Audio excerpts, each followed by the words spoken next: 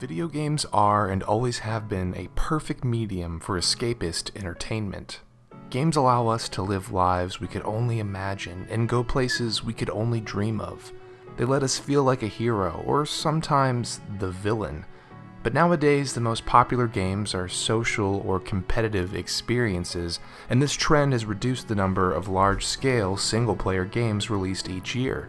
However, one game has leveraged the popularity of its social features to continue to deliver a AAA single-player option, and that game is Call of Duty. Despite an overwhelming interest in the multiplayer portion of the game, Activision has continued to put out a single-player campaign year after year, and regardless of quality, their consistency is nothing but impressive. I'm not going to lie to you and tell you that Call of Duty campaigns are works of fine art, or that they tell a complex tale of the human condition. However, I do believe that the best Call of Duty campaigns are the video game industry equivalent of the summer popcorn flick, the type of movie filled with action, spectacle, and nothing too emotionally complex. For example, when you go to the theater to see a movie like Jurassic World in 3D, you're there to see cool dinosaurs and to watch things blow up. Any emotional character development in a movie like that is just a bonus. Likewise, when you pick up a Call of Duty campaign, you're there for the insane helicopter chase sequences, the slow-motion, last bullet, save-the-world type of action. You aren't playing Call of Duty to experience a dialogue-heavy character drama, and you don't care if your protagonist has daddy issues or doesn't know what it's like to feel love.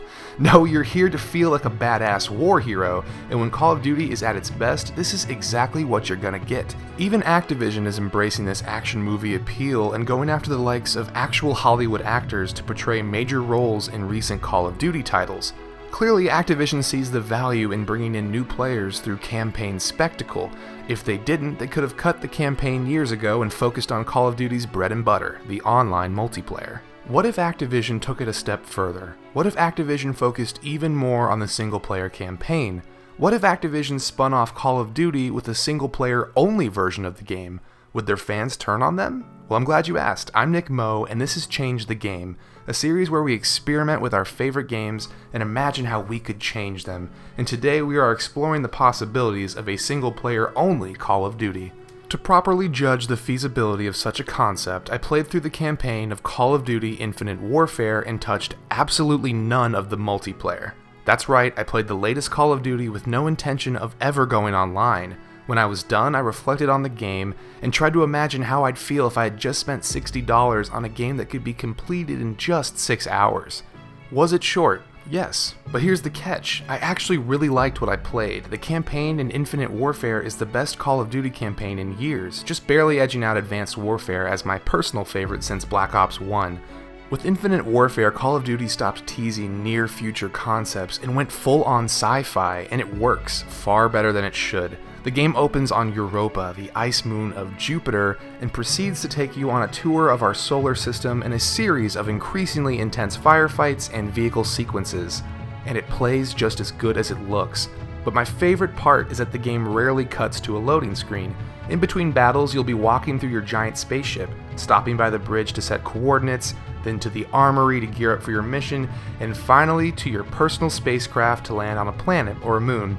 It seems simple, but showing all these small moments before and after the missions make you feel much more connected to the story and its characters, much more so than your average Call of Duty campaign.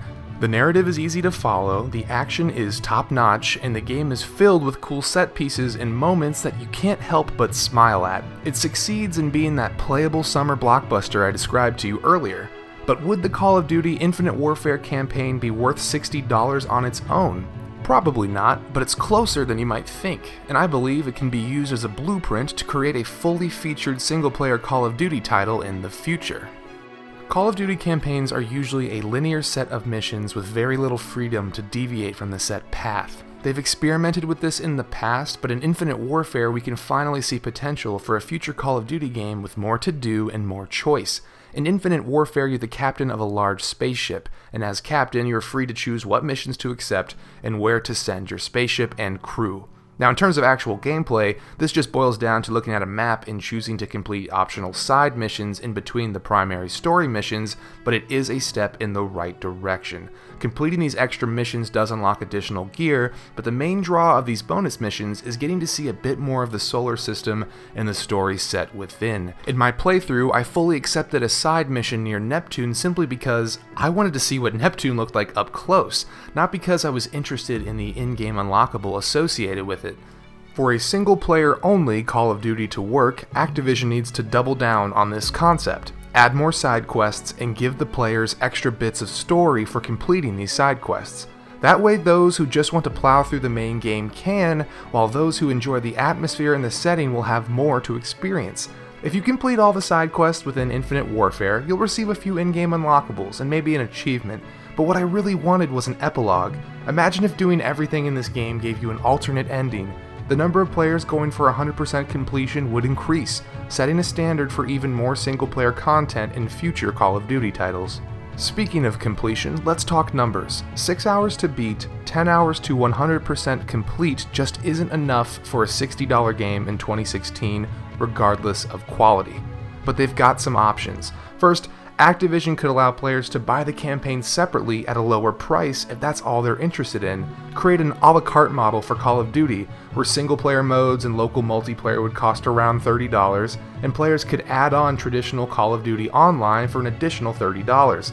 The drawback here is that Activision wants everyone to pay $60 or $80 or even $120 for Call of Duty and has little incentive to break the package for the small number of campaign-only fans. A second and far more exciting option would be for Activision to create a single-player only Call of Duty game and brand it as a spin-off.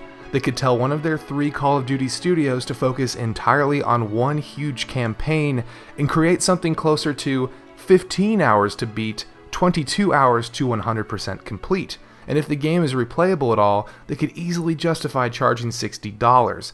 The only issue with this strategy is marketing such a product to fans who expect the online multiplayer.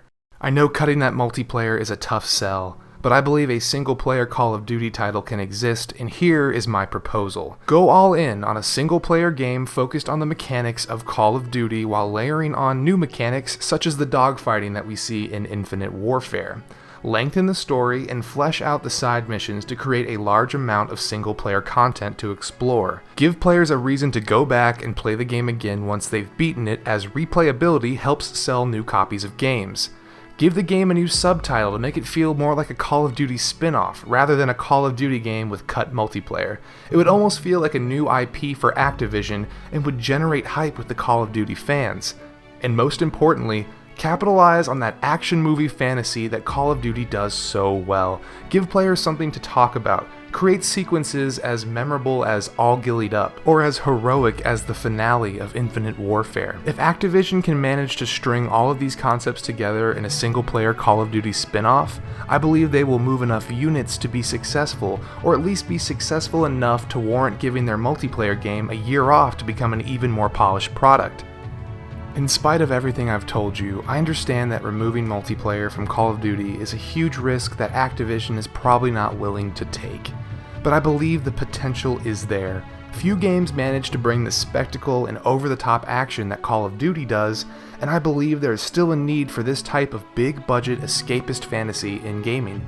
If Activision ever decides to hit the reset button with the Call of Duty franchise, I hope that a new focus is given to the single-player portion of the game, because everybody wants to be a hero, but not everyone wants to hop online and be quickscoped.